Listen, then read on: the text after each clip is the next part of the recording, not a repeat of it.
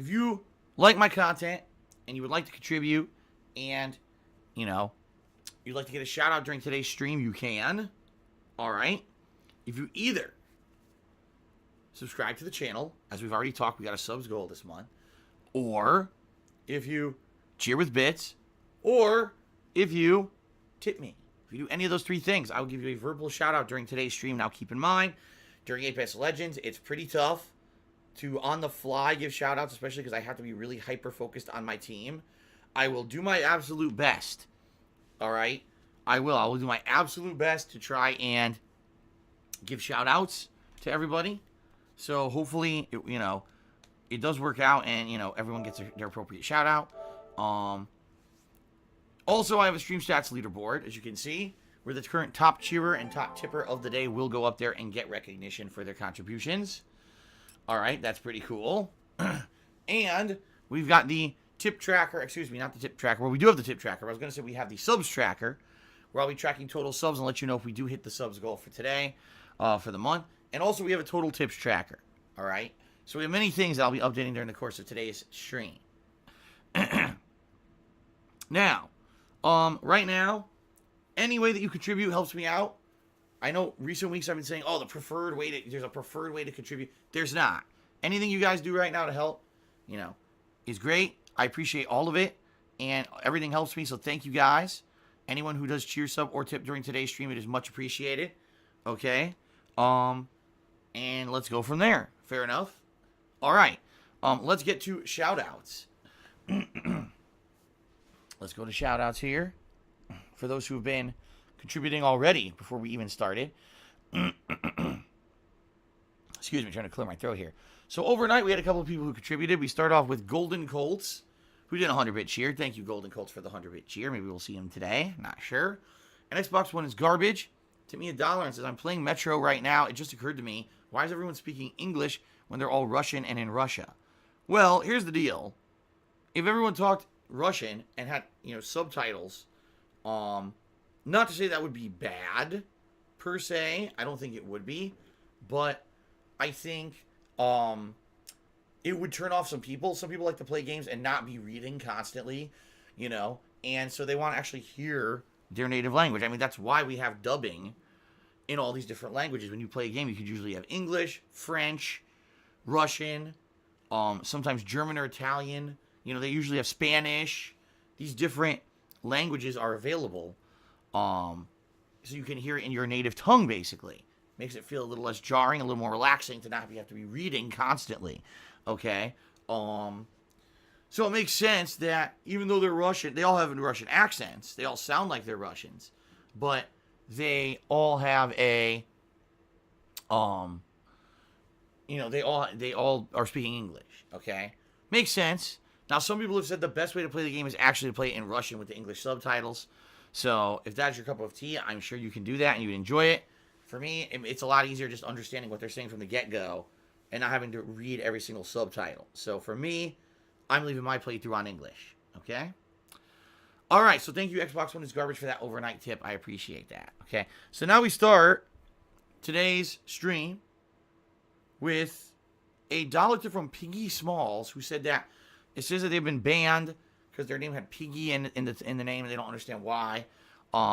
Even if you are a troll and you were intending to insult me with the word piggy, which I don't even understand because it's not like I'm a giant fat guy or whatever. I'm not. But if you were trying to insult me with that name, you have not done anything wrong in the stream chat. Therefore, I've unbanned you.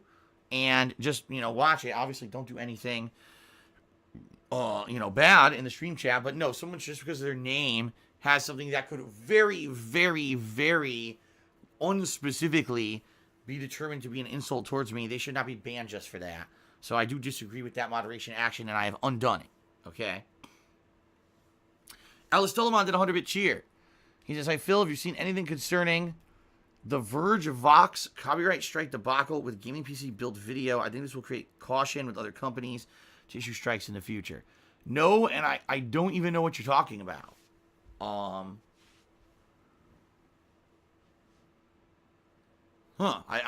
No. I've heard zero about any situation. And, if you have further information and we'd like to talk about this, during today's stream, great. but I don't know anything about it.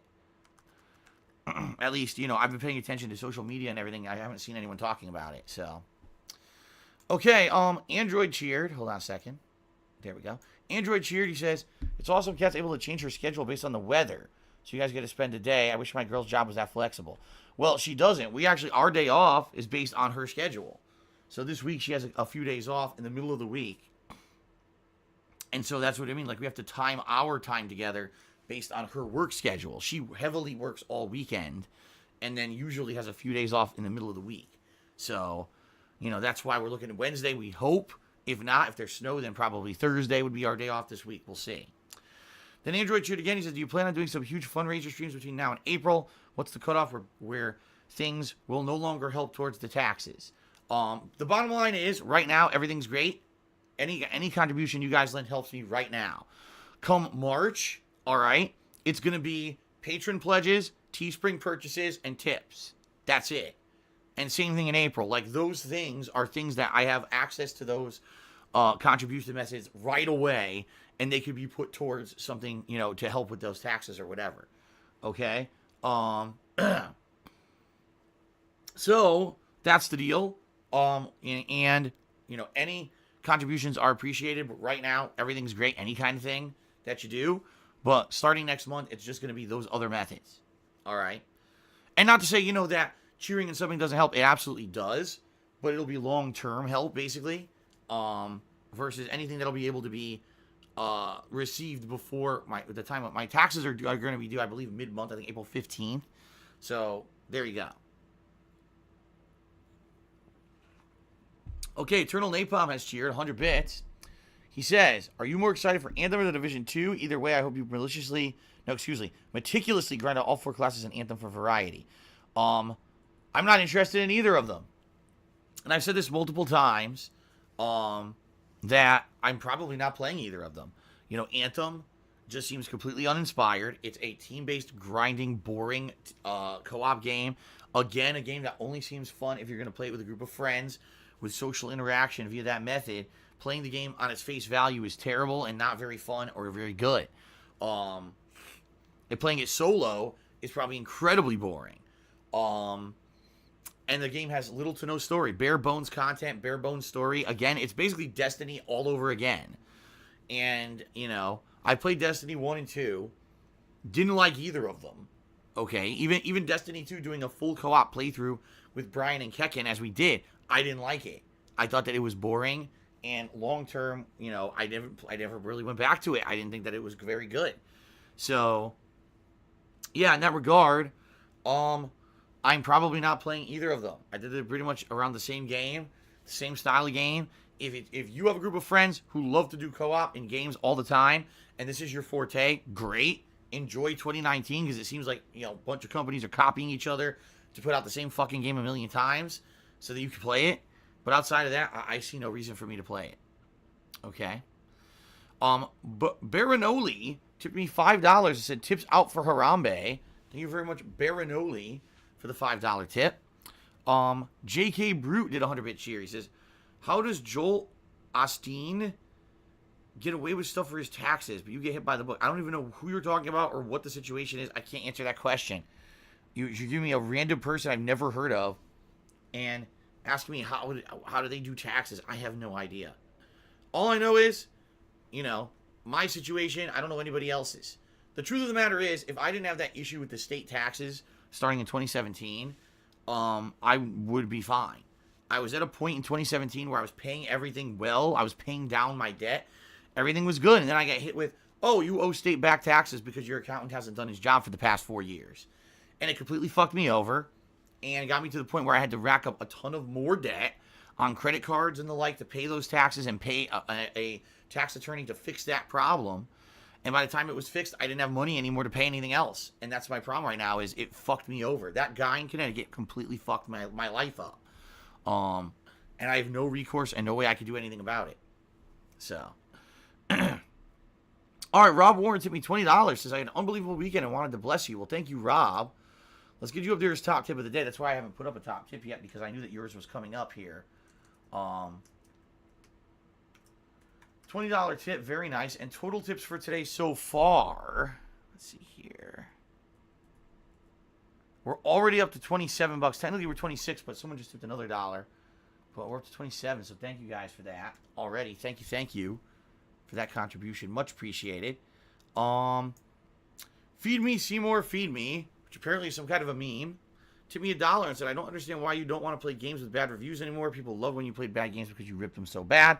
Your review of the worst game you played got 1 million views. Some of your funniest Let's Plays are bad games. Yeah, and I don't review games anymore, right? And I don't care about YouTube views anymore because they don't matter and they don't really exist.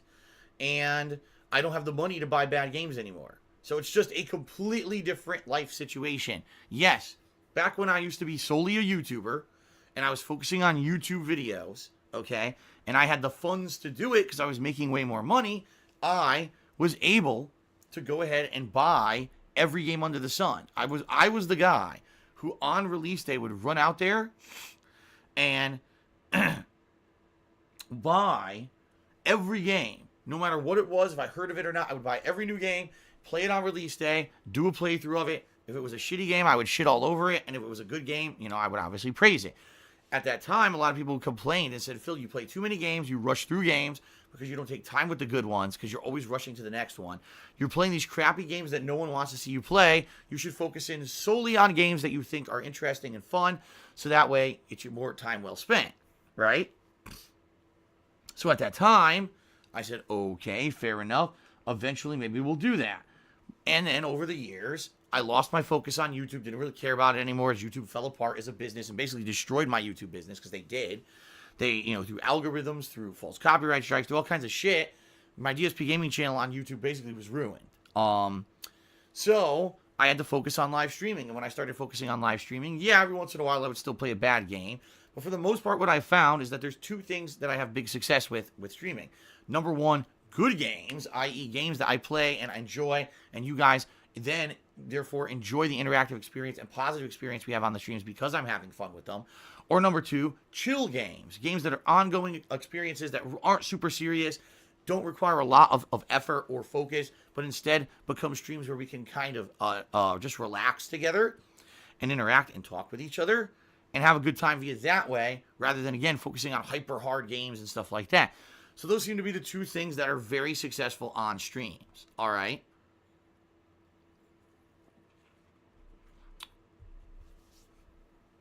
So, that being said, yeah, if this was still 2013 and I was still making money hand over fist on YouTube and people hadn't destroyed my YouTube channel and I was focused on making YouTube videos that would go viral, yeah, I would play bad games and review them poorly, and I would make videos that would get 1 million views and make me thousands of dollars, and things would be a lot different. But it's not 2013 anymore. You know what I mean? It's not. It's 2019. Things are incredibly different. The world is a different place. The internet's a different place. It's not viable for me to run out and buy every game and just play it anymore, because people will get bored of it. People are like, man, if I don't like this game, why do you keep playing it? You know what I mean? So it's just a different thing. It's different now, guys, and you got to accept change. You got to move on. So I hear you, Feed Me Seymour. Wow, Phil, you used to be the guy who played every game. You played the bad games and made fun of him, ripped him a new asshole. And yeah, and now I can't do that anymore, If I had the freedom, the financial freedom to do that, I would. I don't. I can't drop hundreds of dollars a week on games that I'm going to play twice and hate and get nothing out of them. Okay? All right. Why do you bite mommy? Cheers that you could experiment with the games that are out of your comfort zone. For example, a MOBA or a competitive shooter like Counter-Strike Go or Rainbow Siege 6. It could prove to be quite profitable. I already have. I've played both Counter-Strike Go and Rainbow Six Siege when they were new games, and no one liked them. Both games, in my opinion, Counter-Strike Go wasn't very good at launch.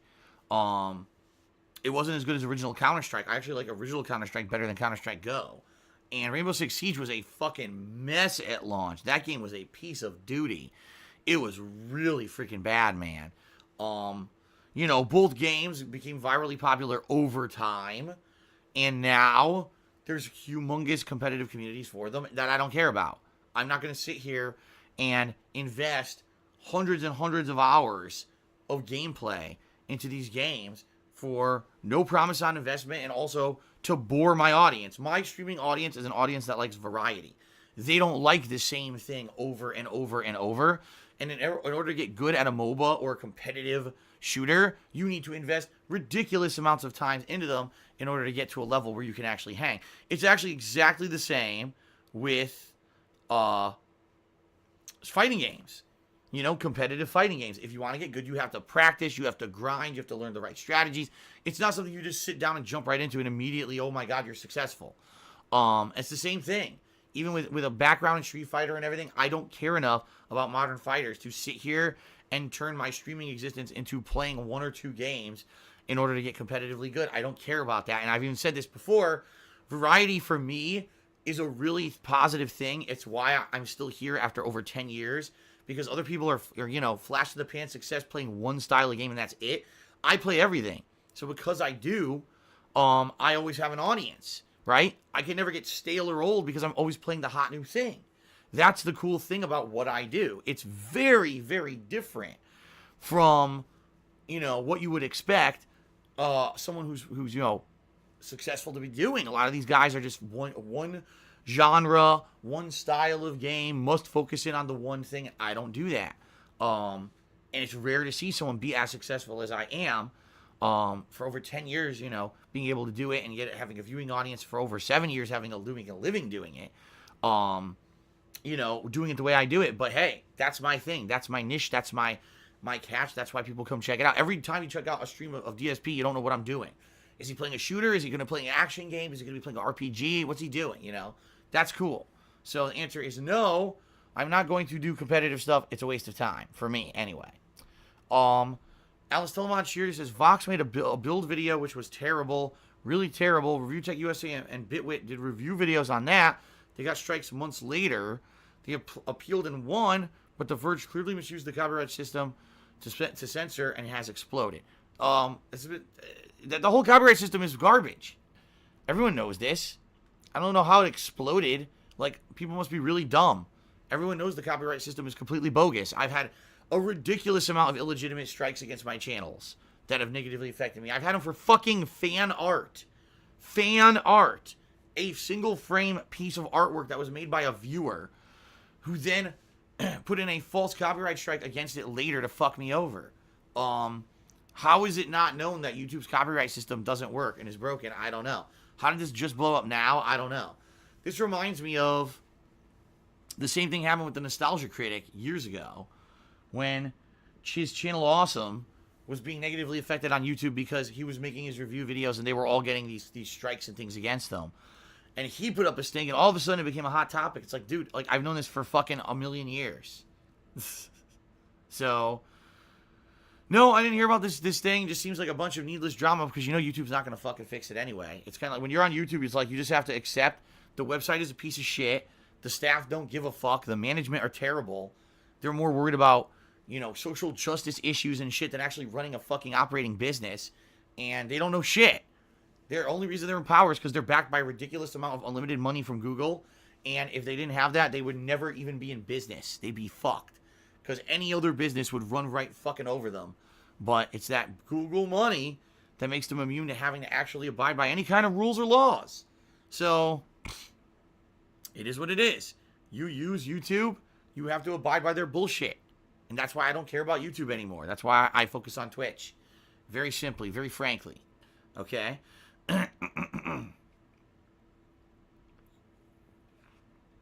Alright, Eternal Napalm. Did a 50-bit cheer. Says, have you checked out Astral Chain, which is recently announced by Nintendo? The Cyberpunk setting seems pretty neat. Nope. Don't know anything about it. I got an anonymous $10 tip. Thank you to the anonymous $10 tipper. That is much appreciated. We're up to $37 in tips now so far today. Thank you, everybody. Okay. And Atlas Telemon cheered again. He says, I miss KO Gaming. You know, to some extent, I do too. I'll be honest with all of you. It was fun to sit down, and even though it took a lot of time and effort to edit those videos, do the voiceovers, etc., to put out a nice edited, polished video that had, you know, production value put into it, that people watched and enjoyed and said, wow, here's a nice, you know, a work that someone obviously, you know, put a lot of time and effort into. And to see people watch and enjoy those videos, some of those videos go viral and get a lot of views and end up being profitable for me, you know, that was really fun. For the year it lasted, KO Gaming was amazing. And again, just another thing that went by the wayside when YouTube fucked up their website and demonetized all the videos on that channel for no reason at all. The reason I stopped making edited content was because of that, because YouTube was demonetizing all of my videos for no reason. No valid reason at all. And then you would appeal it and say, why did you do this, YouTube? And they would say, oh, well, here's the criteria of why we demonetize stuff. And I say, yeah, my video is an edited review with no swearing and nothing bad in it at all. It doesn't match any of those criteria. It's obvious your algorithms don't fucking work. Why are you doing this? And what are you doing to fix it? And they would literally ignore you. And that's how they've been. They don't care. Again, YouTube is a site. They don't care. They have no fucking moral compass or soul. They pretend like they do. Again, social justice and herp-a-derp. But then they fucking ruin people's businesses and ruin people's lives and take no responsibility for it whatsoever because they're a bunch of fucking assholes. All right? So that's why I stopped caring. The year that I did KO Gaming, if YouTube didn't fuck everything up, it might have been an amazing time for me, because what I would have maybe started doing was splitting my time between editing videos on YouTube and streaming full time and kind of doing it half and half. And it would have been awesome because I could have kept doing live playthroughs, but still had this other kind of a thing going on the other side of it with edited content that got more popular and people would have liked. But YouTube demonetized all my videos, and then ad revenue plummeted on YouTube, so it was like the double whammy. It was like you had rampant demonetization and then the YouTube adpocalypse at the same time. There was no way that I could have kept doing KO Gaming and kept it viable at all. It was their fault. 100% YouTube killed KO Gaming. All that whole year of time and effort I put into it was wasted because of them fucking over everyone and fucking their business up with lazy management and horrible business decisions. So, Yusuke just cheered. He said, will you ever be willing to play the Street Fighter 30th anniversary again? Don't play against randoms, but against fans for a session. I love it when you play Super Turbo and Third Strike. I mean, I'm not 100% against it. Obviously, I own the rights to it. I could re-download it whenever I want. The reason I stopped playing it was because I couldn't find matches anymore. You know, I couldn't even find consistent opponents in Third Strike, which I actually really enjoyed playing online. You know, when I stopped playing it, I was getting to the point where I was getting back into the groove of the game. I was able to hit confirm with Ken. You know, I was doing real well. And basically, I had to stop playing it because I couldn't find opponents anymore. There was no one even available to play. And the problem here is